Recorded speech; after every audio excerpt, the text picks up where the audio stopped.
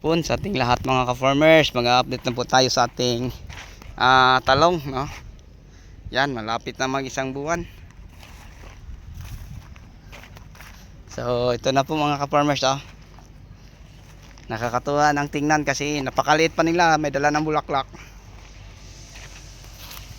So bukas mga ka-farmers, yung talong natin ay mag 1 month na. Kaya nga may napansin natin po tayong pa isa-isang bulaklak na bumukaw. So sa sobrang init mga ka-farmers, hindi natin napalaki ng maayos, no? Kasi ang talong mga ka-farmers, alam nyo, pwede siya sa mga lowland, pwede siya sa mga highland. So dito mga ka-farmers, ang ano natin, elevation from ano po siguro, wala silang siguro mga 10. Kasi malapit lang ako sa dagat mga ka-farmers. No, malapit lang ako, mga 5 minutes lang, ano na, dagat na. So yun lang po, no. So kaya ang ating talong, dahil sobrang init, kasi ang talong sa aming probinsya, share ko lang sa Zamboanga del Sur, ang ano namin nasa 27, 28. Pag sobrang init nasa 30, yun lang ang temperatura. Kaya ang talong namin sobrang ganda. Pati yung Cebu mga ka-farmers, normal ang panahon dyan, tapos malamig lalo na pag nasa bundok ka.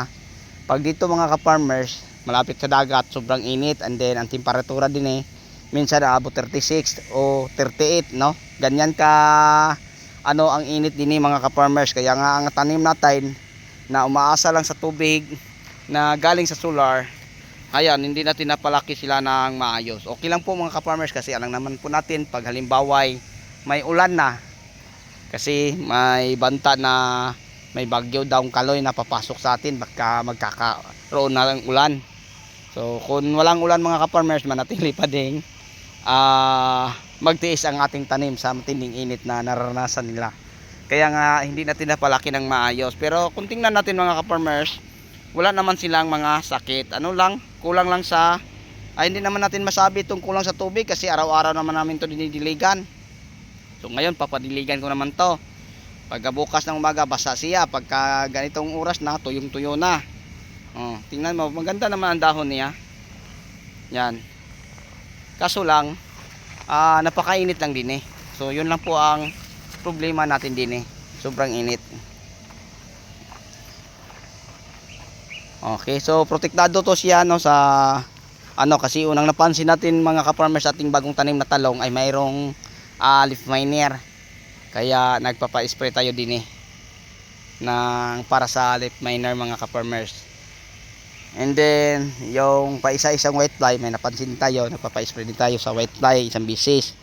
And then organic mga ka-farmers, parang dalawa, no. So yun po, and then ang fertilizer, ganun din every week. So 3 days after transplant nito ay nagpapadilig tayo ng fertilizer din na Unique 16, Mega Multiplant Vitamin, Dupus, at saka Wucosim Granule.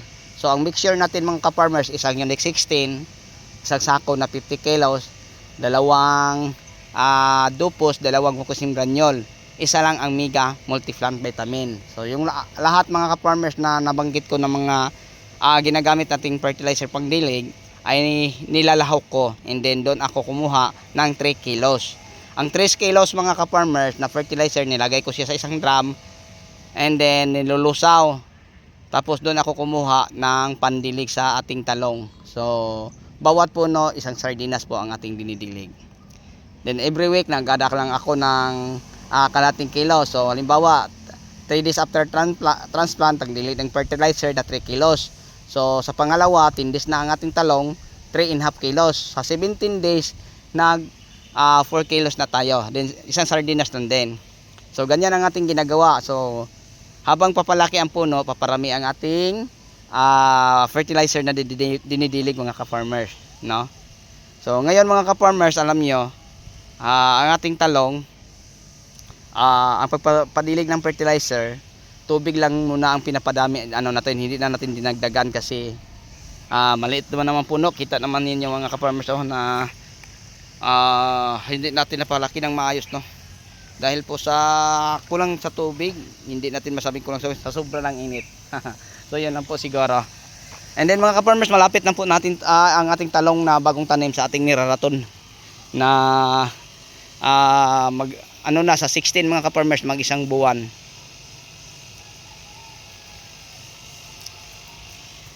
Malapit lang. Oh. Kasi yung isang ano natin, yung mga kakapalagpas tao, nandyan banda sa likuran sa tanim natin na ampalaya. So yung nakita yung green dyan, ay taniman din ng ampalaya at saka kamatis. Sa likod dyan mga ka-farmers, doon dyan nakatanim ang ating talong na niraraton. So ito ang ating talong na niraraton mga ka-farmers. So maganda na tingnan kasi napakadaming sanga. And then naka-ready pa din ang ating talian. So ito na po nung na-area na to mga ka-farmers, share ko lang po sa inyo para sa kalam sa lahat. Iyon po ang ating pinag-anuhan ng kamatis. Then pagkatapos naman sa kamatis, ampalaya naman mga ka-farmers.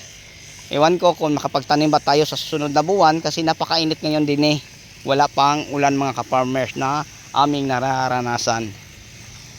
Okay, din sa bandang gitna nagpapamawer tayo. May taong diyang nagmawer.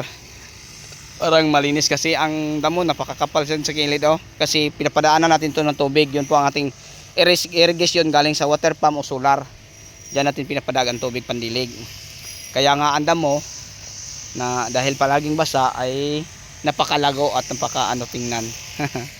Okay, yun lang siguro ang may share at may bago ko sa inyo. Hanggang dito na lang po no ang ating kwentuhan.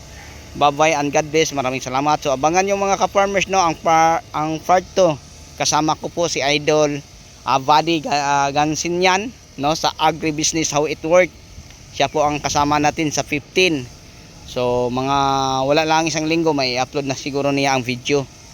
So abangan nyo lang mga ka-farmers kung isa kang mahilig sa ganitong usapin about farming. Kasi pag si Idol Buddy ang magtatanong sa akin mga ka-farmers, lahat na aking natutunang kaalaman o pamaraan sa pagtatanim ay ibabahagi ko para makakatulong ako hindi lang sa mga taong malapit sa akin, pati na rin sa iba't ibang panig ng ating bansa. So yun po mga ka-farmers no, ang layunin ko kung bakit ako gumagawa ng social media, na makakatulong ako hindi lang sa mga taong malapit sa akin, pati na rin sa iba't ibang panig ng ating mundo. So yun lang po mga ka-farmers. So bago tayo magtapos, may love shout out sa lahat kong mga subscriber, viewers, reader at commentator. So sa inyong lahat at sa inyong walang sawang pagsuporta, maraming salamat po mga ka-farmers kong mga subscriber. Okay, and then hanggang dito na lang tayo. Bye bye and God bless no. So kung may mga katanungan man kayo mga ka-farmers, paki-comment na lang po no sa ating chat box. Kung may papagawa man kayong content, gagawa natin mga ka-farmers kung wala pa tayong mga upload na video. Pero kung meron man mga ka-farmers, no? Halimbawa, magpapagawa kayo ng video, fertilizer guide sa talong, sa sili, o sa watermelon, paano magtanim yung mga ganyan. So, dahil meron na tayong upload mga ka-farmers, ang reply ko, paki-check na lang sa ibang video kasi meron na po tayong mga upload patungkol dyan. Okay? So, yung lahat hanggang dito na lang po. Maraming salamat. Bye-bye and God bless. Thank you.